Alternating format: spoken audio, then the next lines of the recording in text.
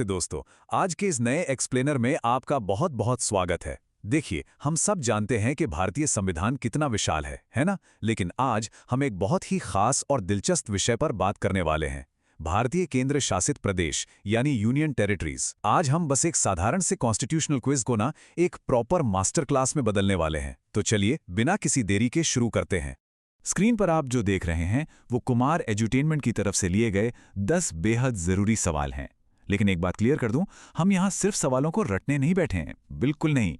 इसके बजाय हम इन सारे फैक्ट्स को आपस में जोड़कर एक ऐसी सॉलिड कहानी बनाएंगे, एक ऐसा मेंटल मॉडल तैयार करेंगे ना जो आपके दिमाग में हमेशा के लिए छप जाएगा। तो आज का हमारा एजेंडा क्या है? इसे हमने 3 आसान हिस्सों में बांटा है। सबसे पहले हम यूटी बेसिक्स और एडमिनिस्ट्रेशन देखेंगे। फिर चलेंगे एक बहुत ही स्पेशल केस की तरफ, यानी हमारी दिल्ली। और आखिर में हम कुछ रीसेंट चेंजेस और एनोमलीज यानी हालिया बदलावों और अपवादों पर नजर डालेंगे। चलिए सीधे जंप करते हैं अपने पहले चैप्टर पर, यूटी बेसिक्स एंड एडमिनिस्ट्रेशन। यहां हम अपने संवैधानिक ढांचे की एक एकदम मजबूत नींव रखने वाले हैं। अब शुरुआत करते हैं एक बहुत ही बेसिक से सवाल के साथ। लेकिन यकीन मानिए, ये सवाल अक्सर अच्छों को कंफ्यूज कर देता है। जरा सोचिए, वर्तमान में भारत में कुल कितने केंद्र शासित प्रदेश हैं? 7, 8 या शायद 9? और सही जवाब है पूरे 8। जी हां, इस वक्त भारत में कुल 8 केंद्र शासित प्रदेश हैं। ये नंबर ना एकदम दिमाग में बैठा लीजिए, क्योंकि पिछले कुछ सालों में इस लिस्ट में कुछ बहुत बड़े बदलाव हुए हैं जिनके बारे में हम आगे चलकर डिटेल में बात करेंगे। तो सवाल ये उठता है कि इन 8 यूटीज को आखिर कानूनी मान्यता मिलती कहां से है? इसका जवाब है भारतीय संविधान का भाग 8। ये वो स्पेसिफिक हिस्सा है जहां केंद्र शासित प्रदेशों से जुड़े सारे नियम और कानून फॉर्मली लिखे गए हैं। मतलब अगर यूटी के बारे में कोई भी डाउट हो तो सीधे संविधान के पार्ट 8 की तरफ जाना होता है। अच्छा, एक और बड़ी बात, एक नॉर्मल राज्य और केंद्र शासित प्रदेश में सबसे बड़ा बुनियादी फर्क क्या है?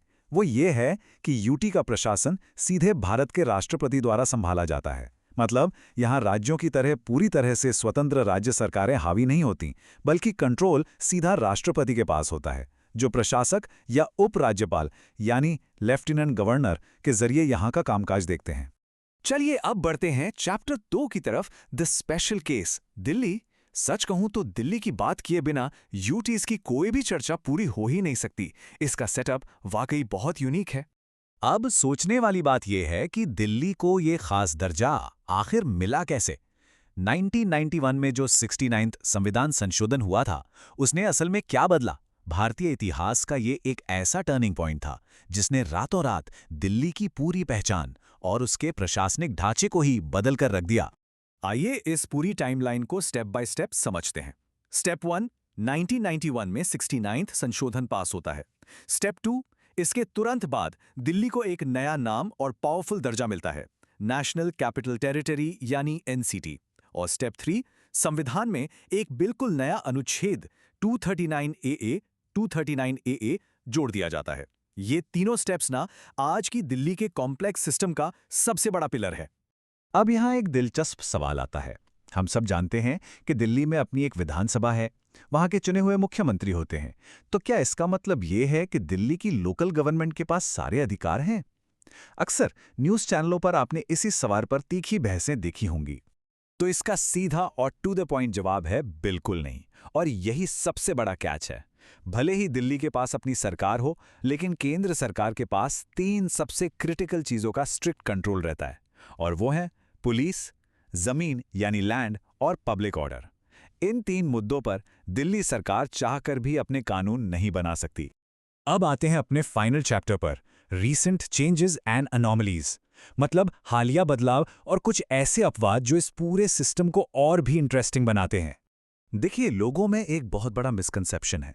अक्सर लगता है कि अगर कोई जगह यूटी है तो मतलब वहां विधानसभा होगी ही नहीं, लेकिन ऐसा बिल्कुल नहीं है। यहां 2 कैटेगरीज हैं। एक तरफ वो यूटीज है जहां खुद की विधानसभा है, जैसे दिल्ली, पुडुचेरी और अब जम्मू कश्मीर। और दूसरी तरफ वो है जहां विधानसभा नहीं है, जैसे लद्दाख, चंडीगढ़ और अंडमान निकोबार। अब जब हम इन बदलावों की बात कर ही रहे हैं तो मॉडर्न इंडियन हिस्ट्री का एक बहुत बड़ा सवाल सामने आता है। जरा याद करने की कोशिश कीजिए, जम्मू कश्मीर और लद्दाख, ये दोनों किस साल अलग-अलग केंद्र शासित प्रदेश बने थे? इस एक डिसीजन ने लिटरली हमारे देश का नक्शा बदल दिया था। जी हाँ, वो साल था 2019। ये वो ऐतिहासिक साल था जब जम्मू कश्मीर पुनर्गठन अधिनियम ने 2 नए यूटीज को जन्म दिया और इसी के साथ लद्दाख बिना विधानसभा वाले केंद्र शासित प्रदेशों की लिस्ट में एक बिल्कुल नया नाम बनकर जुड़ गया। अच्छा, कुमार एड्यूटेनमेंट क्विज से एक और बहुत ही फैसिनेटिंग फैक्ट मिला है। ये हमारे संविधान की फ्लेक्सिबिलिटी को क्या खूब दिखाता है। आपको पता है, चंडीगढ़ के जो उपराज्यपाल होते हैं ना, वो किसी पड़ोसी राज्य के राज्यपाल भी हो सकते हैं। प्रैक्टिकली देखा जाए तो पंजाब के राज्यपाल ही चंडीगढ़ के प्रशासक यानी एडमिनिस्ट्रेटर की जिम्मेदारी भी संभालते हैं। है ना कमाल की बात? तो अब इस एक्सप्लेनर के आखिर में मैं आपको एक बहुत ही गहरे सवाल के साथ छोड़ना चाहता हूं। ये जो इतने अलग-अलग प्रशासनिक ढांचे हैं, कहीं विधानसभा है, कहीं नहीं है, कहीं पुलिस केंद्र के पास है, तो कहीं एक ही इंसान 2 जगह का राज्यपाल है। ये सब भारत की इतनी जटिल क्षेत्रीय ज़रूरतों को कैसे दर्शाते हैं? हमारा संविधान कोई पत्थर की लकीर नहीं है। ये बहुत ही प्रैक्टिकल है, जो हर क्षेत्र की अपनी खास ज़रूरत को समझता है। इसी विचार के साथ आज का ये एक्सप्लेनर हम यहीं ख़त्म करते हैं। मुझे उम्मीद है कि ये सारे कॉन्सेप्ट्स अब आपके दिमाग में एकदम क्लियर हो गए होंगे। ऐसे ही सीखते रहिए और अपनी उत्सुकता बनाए रखिए।